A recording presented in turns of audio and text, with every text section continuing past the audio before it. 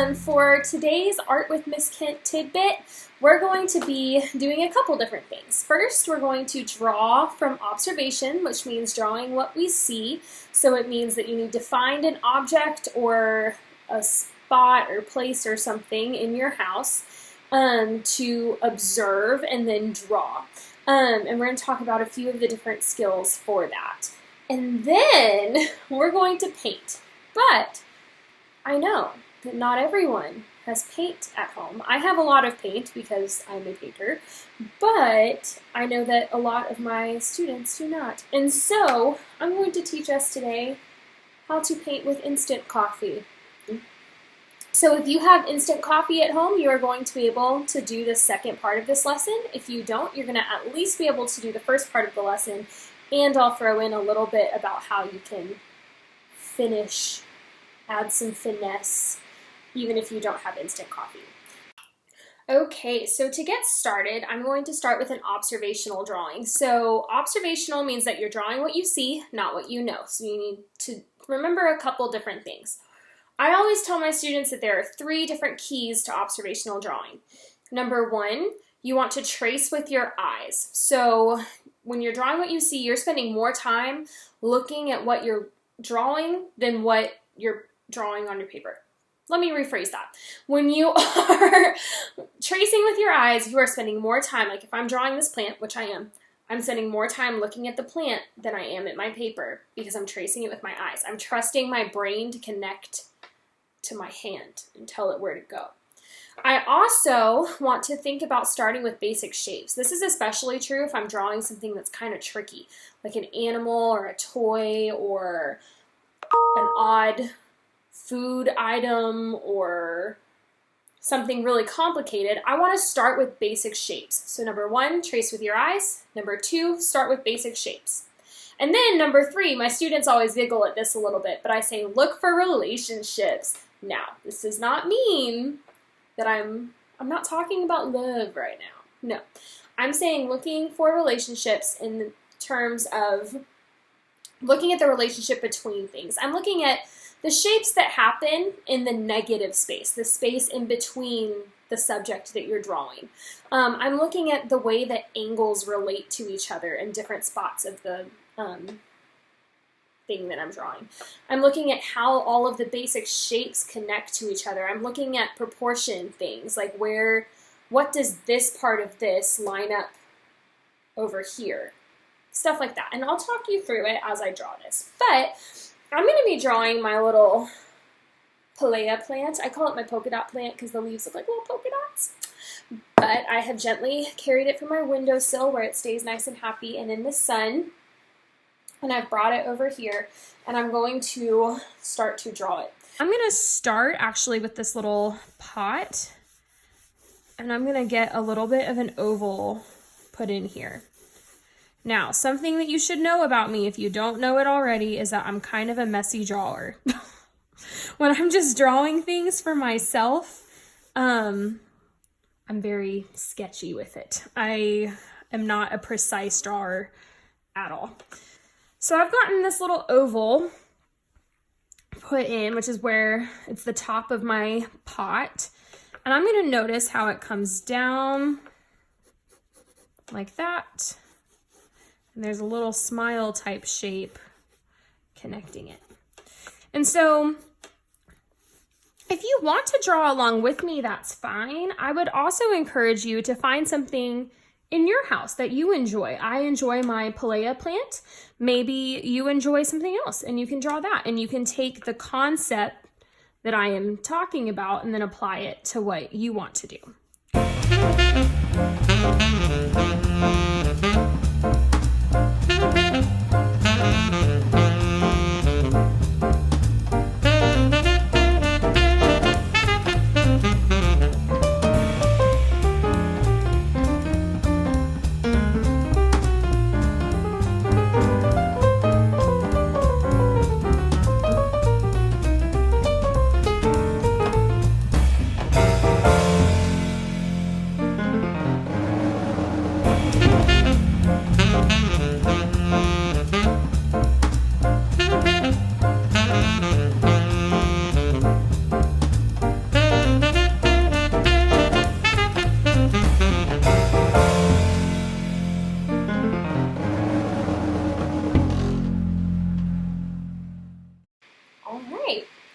so that is the observational drawing part. Now we're going to talk about the painting. If you are, well, we'll talk about painting in a minute. First, if you don't have instant coffee or anything, even I've seen people use hot cocoa before. If you don't have anything that you think you could create a paint out of, then I'm going to show you really quickly just some shading techniques. A couple things with this. You can use hatching and cross hatching. Right now I'm using hatching, which is all of these lines going in the same direction, trying to get some shading in. Hatching. You can also think about how different kinds of marks. I drew this yesterday. I tried to film this video yesterday and I didn't save properly. So we're trying again. You can think about, I'm doing the soil right now, which is really the darkest part of this whole thing. And so I'm trying to get the gritty, sort of messy texture of the soil. So I'm using these scribbly marks and I'm pushing down pretty hard because I want it to be really dark. I'm also noticing how the soil doesn't go all the way to the edge of my drawing because I see a little bit of the rim. It's noticing little stuff like that in your observation that really takes your drawing to the next level.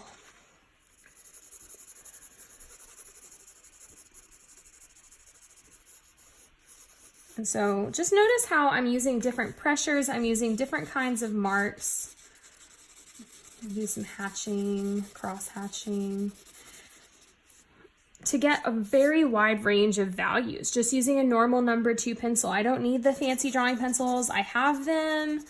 They do make a difference, but you can do just fine with just a normal pencil. I will say this is a little bit harder to do with mechanical pencils. It's really hard to shade with a mechanical pencil because they break so easily.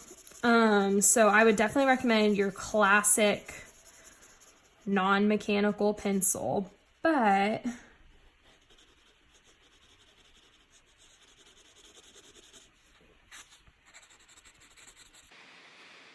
all right, so I'm just going to work on finishing this. I'll time lapse the video up there, but when I return, we will start working with the instant coffee.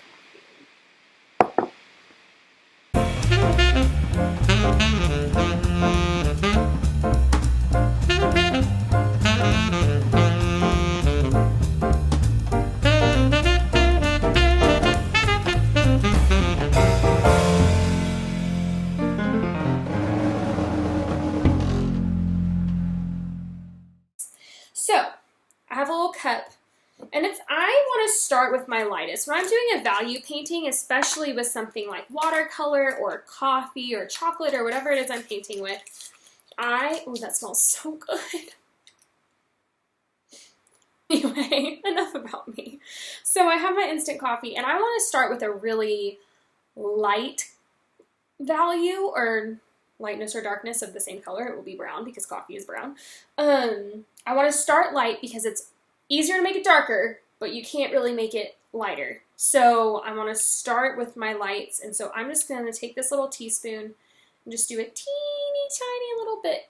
You see it on there? Just a teeny tiny little bit. I'm going to put it in this cup. I'm going to very carefully pour some water. And boiling water is probably best, but I didn't take the time to do that today. Let's see how that did. So I have some paintbrushes too. If you don't have paintbrushes at home, you could try using a Q-tip or even your fingers. I mean, instant coffee is non-toxic.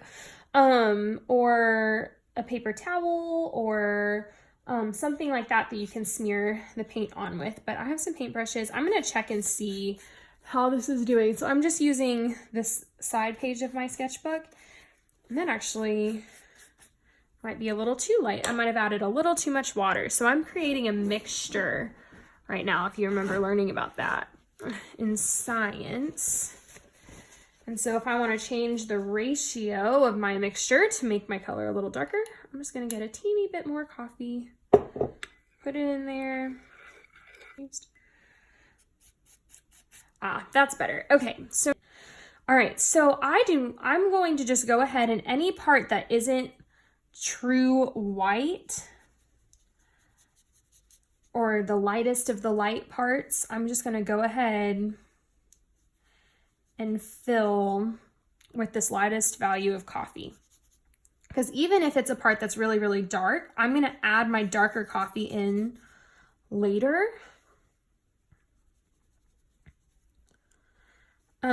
But I wanna go ahead and just get those shadows blocked in with this light.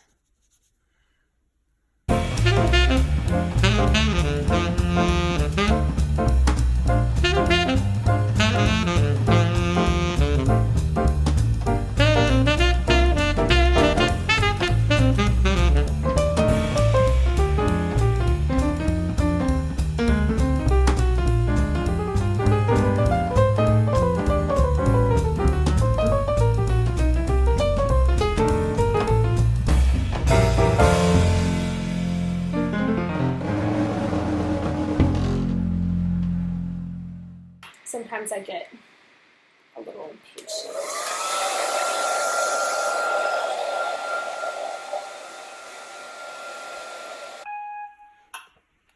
All right, so I used a hairdryer to let this dry. You do not have to do that. You can be more patient than me. But, you know.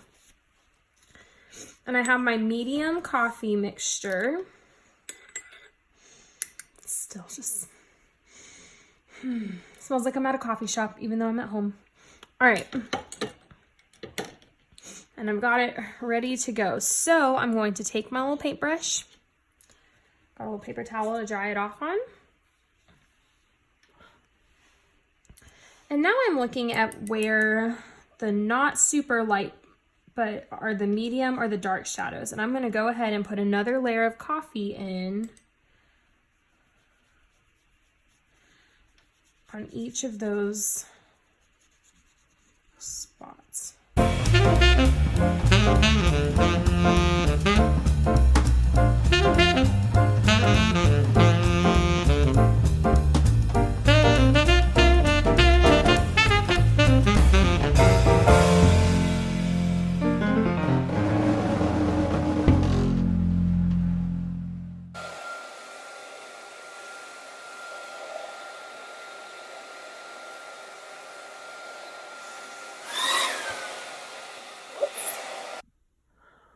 All right, so I could really use a wide range of values. I could do 5 or even more different values of the coffee, but for today I'm gonna just stick with 3. So I have my light, my medium, and now I'm going to mix my dark.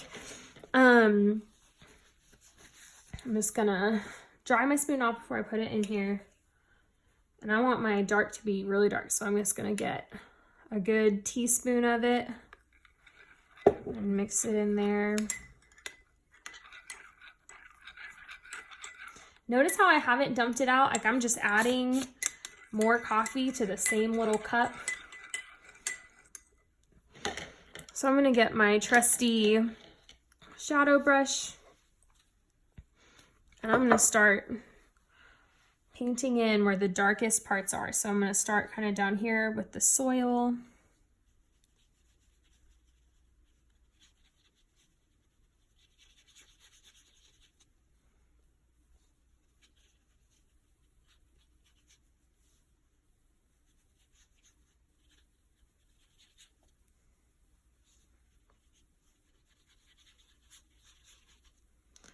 Notice too how when I'm layering it on top of parts that already have coffee, it gets even darker.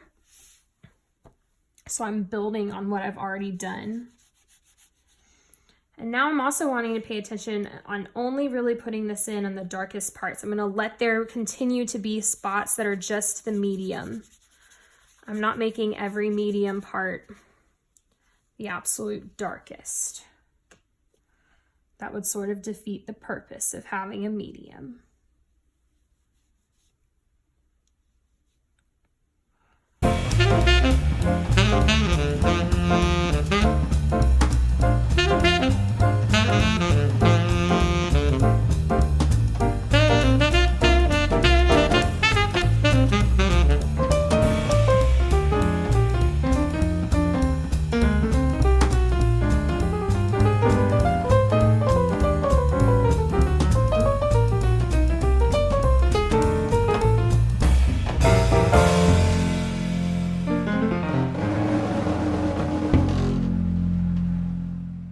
I could stop here and just leave it as is, but sometimes when I do stuff like this, I will then take an ink pen and I will go back over my lines with an ink pen. And I'm really liking how this looks, and I want to just make it feel complete for me. So I'm going to go through and add some ink pen.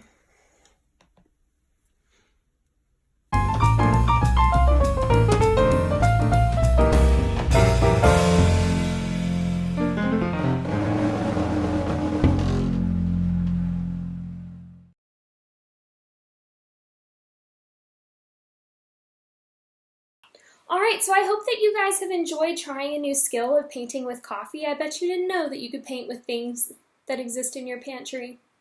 So there you go, that's something new. I have had so much fun. My kitchen smells amazing now. And I would just encourage you, even if you're somebody who doesn't feel like you're a super great painter or a super great drawer, the only way that you can get better is to practice. And so even if your drawing doesn't turn out super realistic or not exactly the way that you hoped or planned, it is still something that is valuable. And I always tell my students, art is like a muscle and you have to work it out to make it stronger. So go make some art today, and it was good to see you guys, and I will see you soon. Bye!